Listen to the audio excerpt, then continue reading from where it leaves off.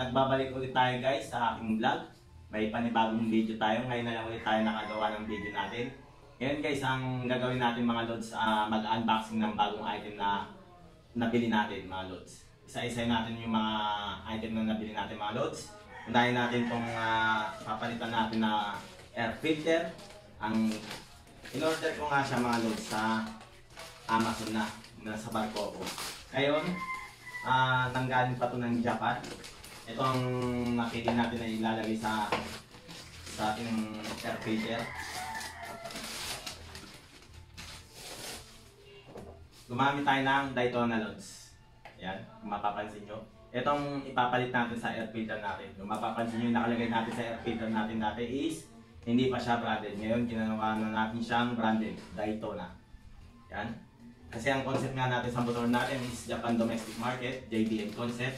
Ang susunod naman natin, mga loads, in-order ko din siya ulit sa Amazon at nanggaling pa din siya sa Japan. Ang napili kong brake master na gagamitin natin loads is Nissin din. Para lahat ng part natin is Nissin. Sa Japan din ito nanggaling mga loads. Ayan loads. Kung mapapansin nyo, loads, ayan, Nissin Brake Master.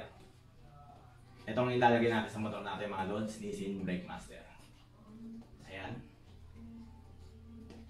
Next item mga loads, ito dito ko na to binili loads. Kung mapapansin nyo, in-order ko na siya dito kay Gian. Gian Domestic Market, marami nakakilala sa kanya. Pagpapalitin pala tayo ng Churikawa. Kasi yung Churikawa nakalagay dun sa motor natin loads, hindi pa talaga siya ganun ka-branded. Ngayon nagpalit talaga tayo siyang branded na Churikawa na talaga na galing pa to ng Japan. Yan. Fresh from Japan.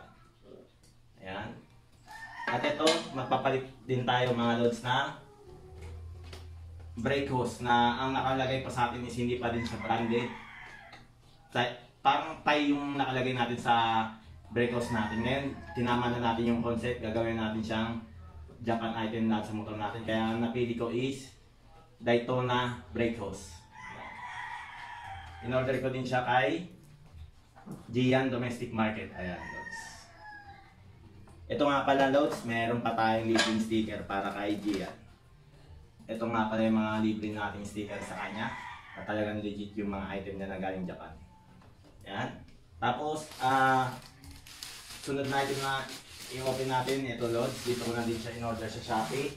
Kung mapapansin nyo, yung nakalagay pa din sa motor natin is naka-lighten this tayo mga loads. Ngayon, tinama na natin yung concept. Kaya napili ko is Nissin this loads. Yan.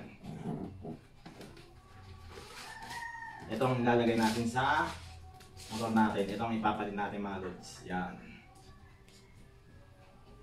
Nissin this. Okay. Tapos, kung mapapansin nyo loads, ang gamit natin mga bolts is naka-gold bolts pa tayo loads. Ngayon, tinaman na din natin loads, kaya pinalitan ko na siya ng silver loads. Yan. Ang bolts na napili ko is SC. Yan, yung pinakabagong mga bolts. Inunti-unti natin yung mga bolts loads kasi hindi ko pa alam yung mga sukat niya eh. Kung tama ba itong mga sukat itong nabili natin loads. Kaya inunti-unti pa natin, hindi pa siya 100% na SC bolts lahat.